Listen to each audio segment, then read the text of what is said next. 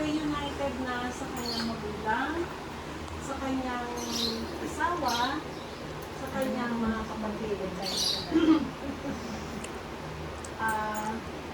Kami po, si attorney at si Mrs. Estrella, kami po ay kaklase niya or batchmates niya noong grade school. At despite her health issue, siya po ay aktibo na makikilahok sa anumang gawain namin sa batch 66. At in personal level, lagi ang tumatawag sa akin, Vicky, anong dadalhin mong pagkain? Kasi dapat iba ang dadalhin ko para merong variety. Laging ganun ang aming pinag-uusapan. So, ngayong hapon po ito, bibigyan natin ng parangal ang ating kaibigan sa huling pagkakataon. At this point, nais ko pong tawagan si attorney, ang aming kaklase noong elementary, para magbahagi ng kanyang fond memories of Irma. I should say, magandang hapon pa rin. Magandang hapon sa ating lahat. Kami ni Irma, dates back ang aming pagkikilala nung kami mga bata pa, 1960s hanggang 1966, and then hanggang high school, hanggang 1970. Nagkukwento ko nga kanina na magkakalaro kami ng hindi nyo siguro alam na laro, yung bending, yung si Sompia, yung jackstone, yung mga nuksunpini, yung buksong baka, Yung ating group, yung ating garden. yung may rock garden kami doon sa elementary school. Si Irma, wala kang masasabi. Mabait yan, sobrang bait. At saka maski ngayon na tumanda na tayo, maski na sinong matanong mo na kung kilala si Irma Kagampandiray, naku, teacher ko mo, mabait siya. Naku, wala na siya.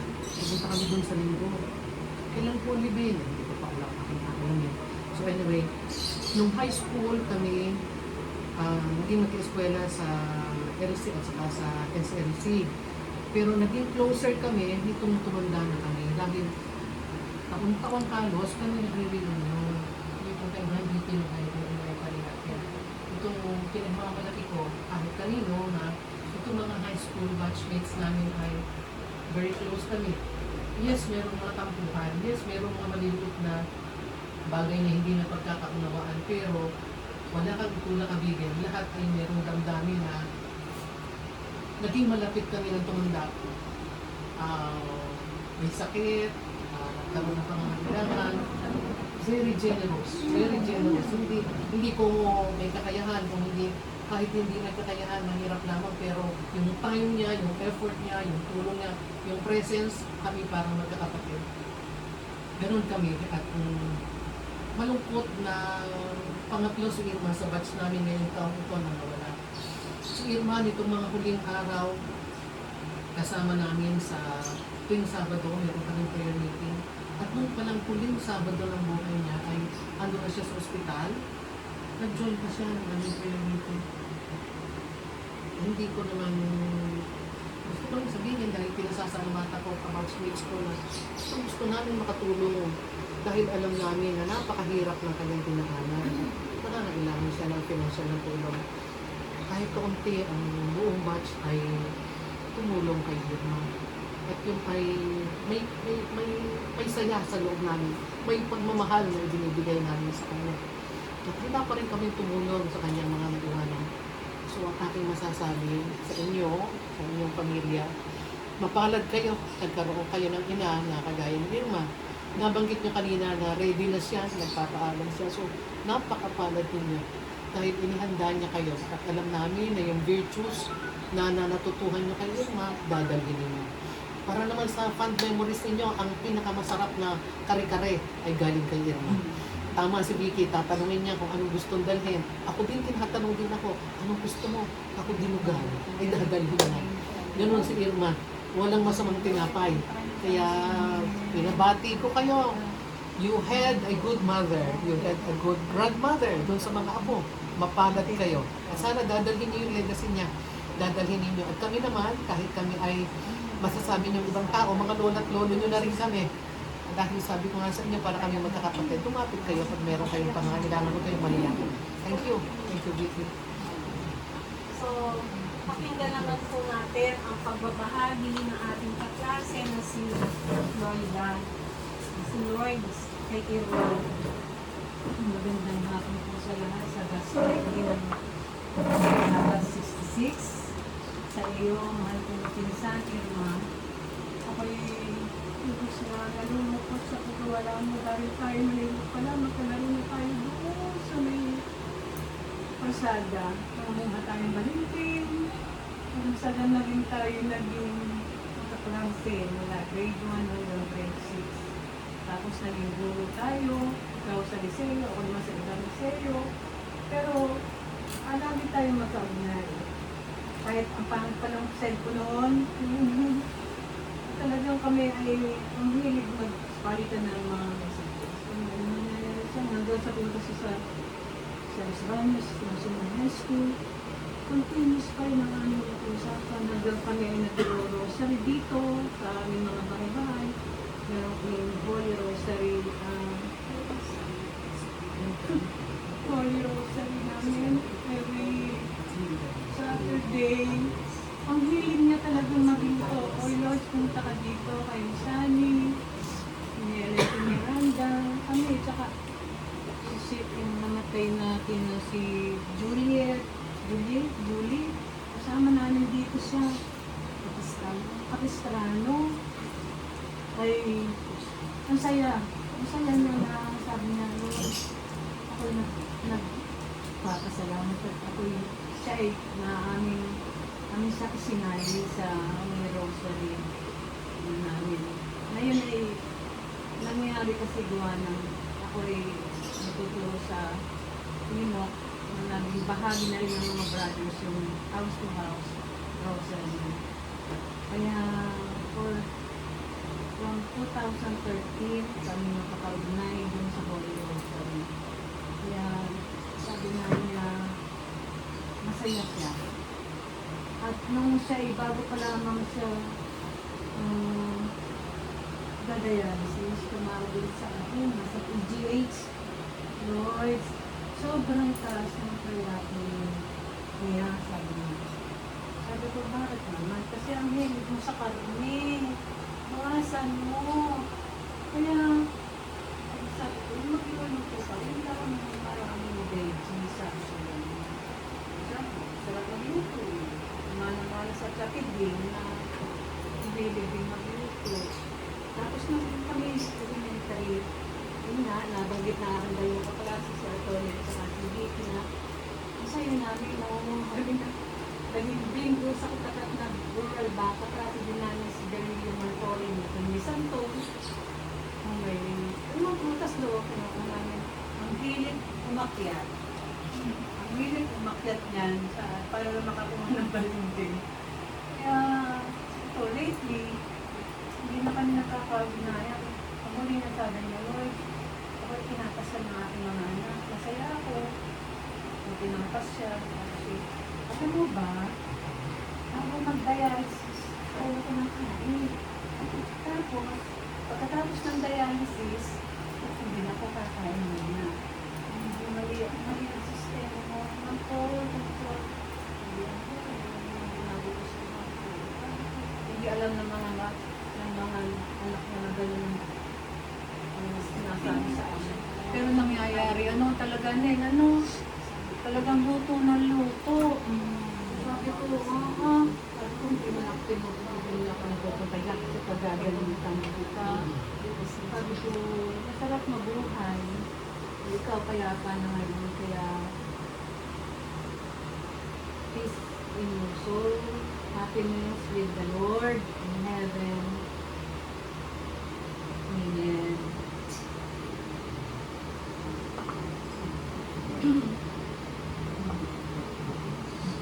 Sa grupo naman po ang high school niya, tinatawagan po si Ma'am Nila.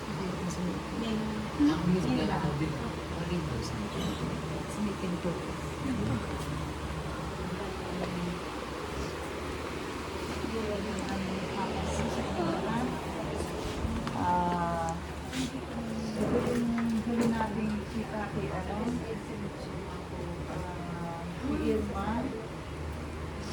So, kami nagkakasama lamang ni Irma tuwing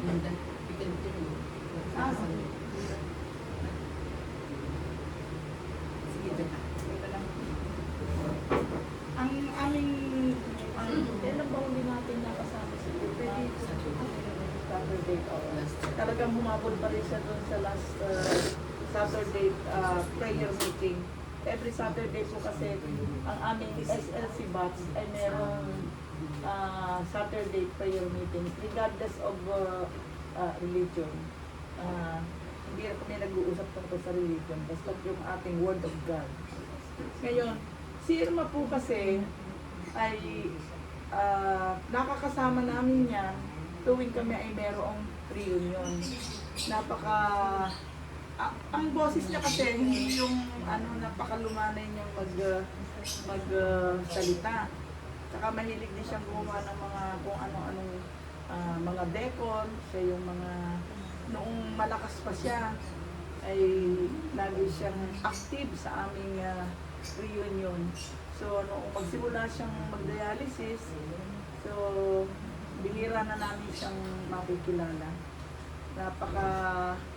Saka wala siyang masyadong mga sinasabi. Napakabait niyang makisama. So, mga kapatid, tayo iniwan na ng ating kabat na si Irma. And siya ay kapiling ng ating Panginoon. Eternal glory grant unto her Lord. And let her ever light shine upon her. May she rest in peace. Amen. Irma,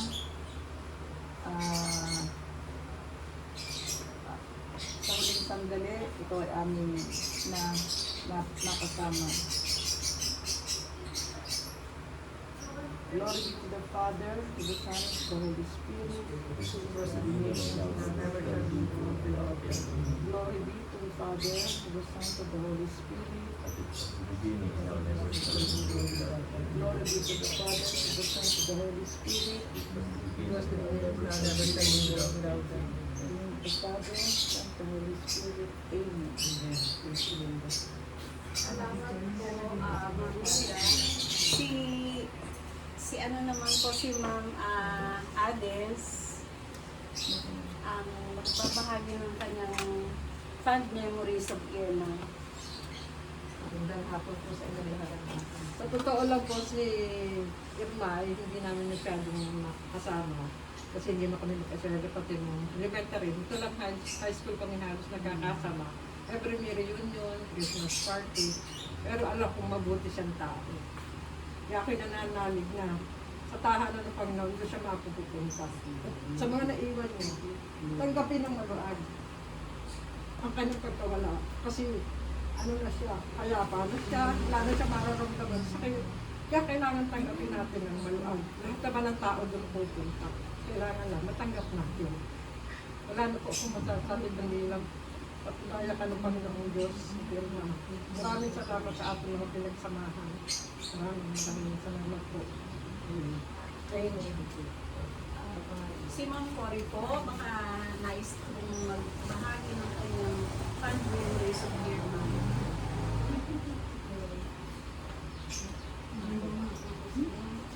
Wala po akong masasabi. Salamat at nakapiling namin siya ng ilang Saturday sa fellowship namin. Talagang napakabuti niya, napakaswerte niyo, mga anak niya, mga apo. Dahil bigyan ka niya ng kagaya niya, sobrang recipe. What's next?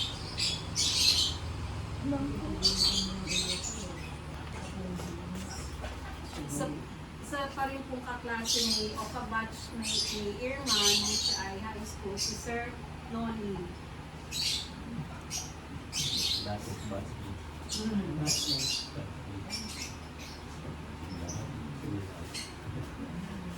Si Irma, hindi ko kasi yung pinanap ko kasi nakilala ko sa kami nag-iupong tayo ng reunion tayo ng buwan.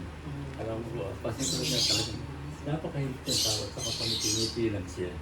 Kaya, tuwing reunion tayo, dahil ko siya nakikita doon, lagi isang person. Kaya doon ko lang sana natin lang. Digma, sana makabit ka doon sa piling ng masalangin. Salamat. Sir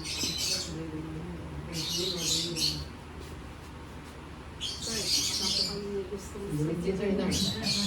Akala ko nasa Dubai. Ay, tinignan daw siya ng Dubai. Hindi, biro lang. Lagi siya nasa Dubai. Meron kang gusto sabihin kay Ma'am. Pamamahalang. Irma, ito, hanggang sa huli sandali, nakapiling ka pa rin namin. Yes. At kami magkakaroon ng reunion, hindi ka na namin makakasama, napakalungkot na.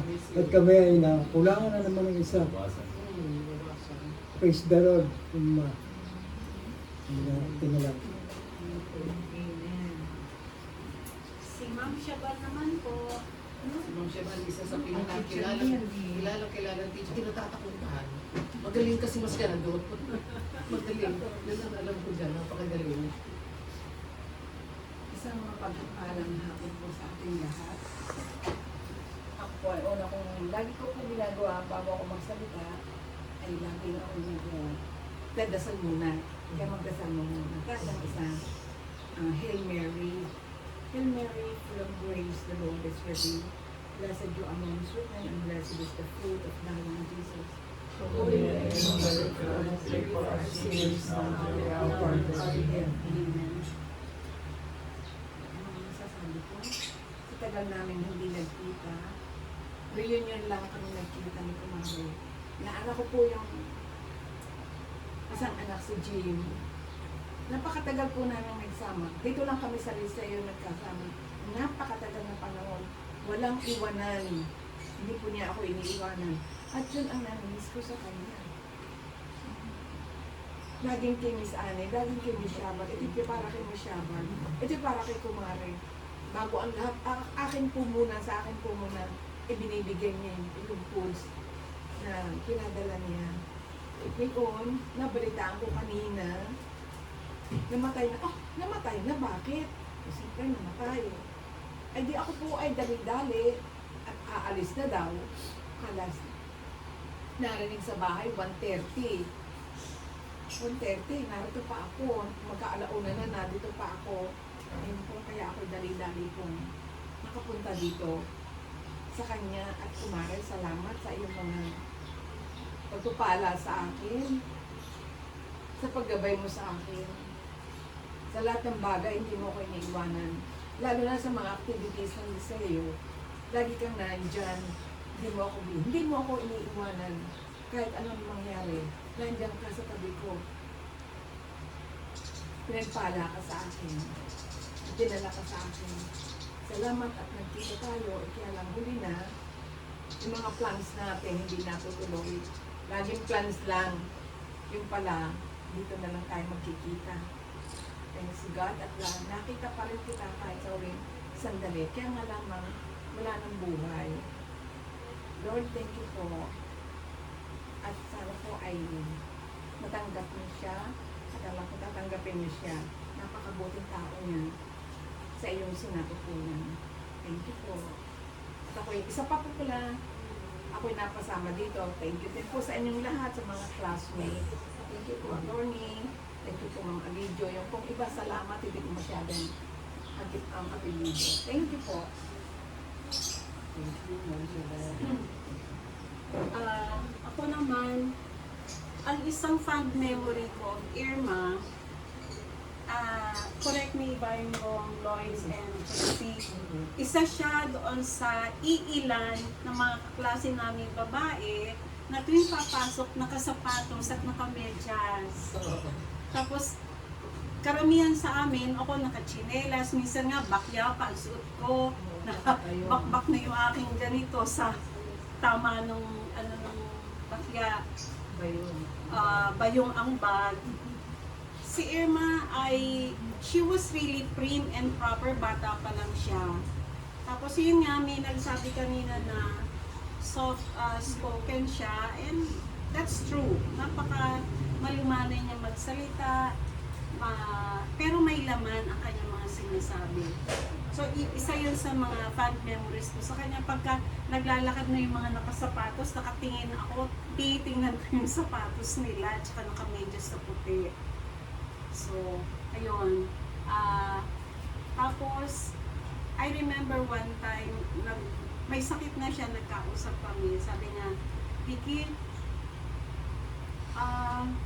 alam ko naging estudyante mo si Congresswoman Sol, matutulungan mo kaya ako? Sabi ko, oh Irma, all the time, pwede ko siyang tawagan. So, sure enough, nagkausap kami ni Sol. Tapos, nagbalik ako dito. Pinuntahan ko siya dito para tanungin yung detalye tungkol sa kanyang yung health records. Tapos, nag-follow up na yung kanyang anak. So, may maganda naman naging buhay yung pagpa-follow up na yon. Pagkatapos noon, wala na ako naging balita sa kanya until the time that we had our grand reunion, and then yung mini reunion natin, hindi na siya naka-attend, grand reunion lang, naroon siya, and Andun siya sa farm. oo, andun siya, pero nung konti na lang tayo, wala na siya. At parang ako nung nakita ko siya na lumayat na siya. Tapos sabi ko, Irms, di ba bawal yung kinakain mo? Layaan mo na, may gamot naman. So that was her word sa akin nung pinuna ko siya. Sabi ko, well, oo nga naman, may gamot nga naman. At saka kung saan ka mag-enjoy, hindi sige. So yun po yung mga natatandaan ko sa kanya. So Irma, paalam, and pagkikita pa rin tayo sa afterlife. Alam ko masaya ka na ngayon sa iyong makikita mo na ulit ang nanay at tatay mo, ang kapatid mo na namaya pa si Eva yun, at saka ang kanyang asawa. So, bagamat tayo nagluluksa sa kanyang paglisan, tingnan din natin yung good side of it, yung siya ay reunited na sa kanyang family, but most of all, siya ngayon ay resting in God's loving embrace. So, Irma, till we meet again. Thank you. Thank you sa pamilya, sa pagbibigay ng oportunidad. Alam niyo, napakalaking bagay sa amin na masabi namin kay Irma yung hindi namin nasasabi sa kanya. So, sinabi naman yun, pinangako ng Panginoon bubuhayin tayong lahat. Dadating yung panahon para doon. And then sabi doon sa Ecclesiastes 3 tayo, there is a season for everything. A time to plant, a time to sow, and a time to harvest. A time to be born, and a time to die. So, may kanya-kanya tayong panahon, may kanya-kanyang araw na dadating sa pagbabalik natin sa Panginoon. So we shall all be happy, kagaya na sinabi ni Vicky na kasama na siya ng Panginoon payapa. And then, ang ating prayers ngayon, bukod doon ay para sa pamilya. So, ang dami nagmamahal sa inyo, ang mga lola at lola na ninyo, kilan ninyo mabuti para kayo naman kasama namin lagi doon sa group chat. Siya ikaw yung nag-group chat, o siya yung nag-acknowledge nung pinadala ng batch. And kung ano pa yung nagtutulong namin, we just let us. So, shall we pray our closing prayer? Heavenly Father, kami po nagpapasalamat sa inyo sa hapon ito.